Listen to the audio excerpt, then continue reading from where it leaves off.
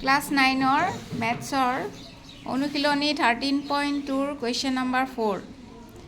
এটা ৰুলাৰৰ ব্যাস 84 চেণ্টিমিটাৰ আৰু দীঘ 120 চেণ্টিমিটাৰ এখন খেলপথাৰ সমান কৰিবলৈ ইয়াৰ ওপৰেৰে এবাৰ পাৰ হওঁতে ৰুলাৰটোক 500 সম্পূৰ্ণ পাকৰ প্ৰয়োজন হয় খেলপথাৰখনৰ কালি বৰ্গ মিটাৰত উলিওৱা ইয়াতে আমাক ৰুলাৰৰ ব্যাস দিয়া আছে ইয়াৰ পৰা আমি ব্যাসাৰ্ধ ওলাব লাগিব আৰু দীঘ দিয়া আছে h 120 চেণ্টিমিটাৰ আৰু এটা কথা মনত ৰাখিব লাগিব ইয়াত আমাক উত্তৰটো কালি বৰ্গ মিটাৰত ওলাব দিছে আৰু ইয়াতে একক দুটা চেণ্টিমিটাৰত দিয়া আছে এতিয়া আমি অংকটো আৰম্ভ কৰোঁ এতিয়া আমি ইয়াত লিখি লৈছোঁ ৰুলাৰৰ ব্যাস 84 চেণ্টিমিটাৰ তাৰ পৰা আমি ব্যাসাৰ্ধ ওলাম ব্যাসাৰ্ধটো r বুলি লিখোঁ 84ক আমি 2ৰে হৰণ কৰিম যিহেতু ব্যাসৰ আধা ব্যাসাৰ্ধ গতিকে যিটো ব্যাস দিয়া আছিল 84 তাক আমি 2ৰে হৰণ কৰিছোঁ আৰু r ৰ মান ওলালে 42 চেণ্টিমিটাৰ এইটো হৈছে ব্যাসাৰ্ধ তাৰপিছত আমাক দিয়া আছিলে দীঘ h বুলি লিখিছোঁ 120 চেণ্টিমিটাৰ এতিয়া ৰুলাৰখনৰ যিটো আমি সূত্ৰ মানে যিটো আমি জানো বেলনৰ বক্ৰতলৰ কালি হৈছে 2πrh ইয়াতে যেহেতু প্ৰশ্নত আমাক ৰুলাৰ বুলি দিয়া আছিল সেয়ে আমি লিখিছোঁ ৰুলাৰৰ বক্ৰতলৰ কালি কিমান 2πrh এইটো হৈছে সূত্ৰ তাৰপিছত আমি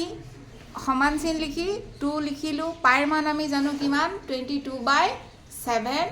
আৰু r ৰ মান অলপ আগতে পাইছোঁ আমি কিমান 42 চেণ্টিমিটাৰ গতিকে r ৰ মান আমি লিখিলোঁ 42 আৰু পূৰণ চিন দি পেলাই আমি কি লিখিলোঁ h আছিলে 120 চেণ্টিমিটাৰ গতিকে h ৰ ঠাইত আমি 120 চেণ্টিমিটাৰ লিখিলোঁ তাৰপিছত আমি 7ৰে 42ক কাটিলোঁ কেইবাৰ গ'ল 6 বাৰ গ'ল এতিয়া আমি গোটেইকেইটা আমি পূৰণ কৰিব লাগিব তেতিয়া আমি 22ক যদি 2 দি পূৰণ কৰোঁ কিমান হ'ব 44 হ'ব আৰু সেই 44ক মই ছাইডত কৰি দেখাইছোঁ 44ক আমি 6ৰে পূৰণ কৰিব লাগে 44ক যেতিয়া 6ৰে মাল্টিপ্লাই কৰিলোঁ আমাৰ হৈ গ'ল কিমান 264 তাতে আমাৰ আছিলে ইয়াতে কিমান আৰু 120 আছে গতিকে 0টো আমি ইতিমধ্যে লিখি থ'ব পাৰোঁ ছাইডত আমি 12 দি অকল পূৰণ কৰিম তেতিয়াহ'লে আমাৰ কিমান হ'ল 246 পাইছিলোঁ আমি 44ক 6 দি মাল্টিপ্লাই কৰোঁতে নেক্সট আমি 12 দি মাল্টিপ্লাই কৰিলোঁ আৰু কৰাৰ পিছত আমি টোটেল পালোঁ 3168 সেই নাম্বাৰটো আমি ইয়াত লিখিলোঁ 3168 আৰু 120ৰ লগত যিহেতু 0 আছিলে সেই 0টো আমি ছাইডত লিখিলোঁ আৰু যিহেতু এইটো কালি ওলাব লাগে গতিকে ইয়াত যিটো একক আছিল চেণ্টিমিটাৰ ইয়াত উত্তৰত কি হ'ব চেণ্টিমিটাৰ স্কুৱেৰ বুজি পাইছানে তোমালোকে এতিয়া আমাক কৈছিলে যে ৰুলাৰটো কি হ'ব পথাৰখনত কিমান বাৰ ঘূৰিছে 500 বাৰ ঘূৰিছে গতিকে আমাৰ যিটো কালি ওলাইছিল 31,680 চেণ্টিমিটাৰ স্কুৱেৰ তাক আমি কিহেদি মাল্টিপ্লাই কৰিব লাগিব 500 দি মাল্টিপ্লাই কৰিব লাগিব আৰু একেবাৰে সহজ উপায় মই কৈ দিছোঁ যিহেতু ইয়াতে 0 লাষ্টত আছে ইয়াতেও দুটা 0 আছে টোটেল আমাৰ লাষ্টত থকা 0 কেইটা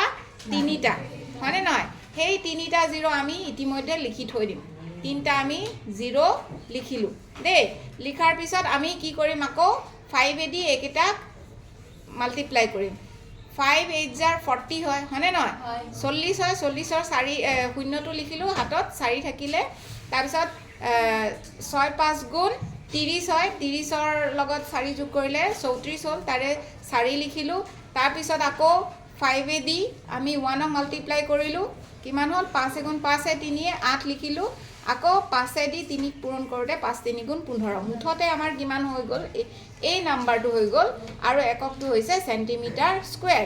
কিন্তু আমাক প্ৰশ্নত কৈছিলে কি বৰ্গ মিটাৰত ওলাব দিছিল হয়নে নহয় সেইটো কাৰণে আমি বৰ্গ মিটাৰত ওলাব লাগিব যিহেতু চেণ্টিমিটাৰত আছিল গতিকে আমি কি জানো 100 চেণ্টিমিটাৰ কি হয় 1 মিটাৰ হয়নে নহয় মিটাৰত প্ৰকাশ কৰিব লাগিব গতিকে আমি ইয়াতে স্কুৱেৰ থকাৰ কাৰণে আমি 100 দি হৰণ কৰিব লাগিছিল যেহেতু স্কুৱেৰ আছে সেইকাৰণে 100 আৰু এটা 100 তাৰমানে দুটা 100 দি আমি হৰণ কৰিছোঁ আৰু গোটেই শূন্যকেইটা আমি ইয়াৰ লগত 4টা শূন্য আছে নহয় টোটেল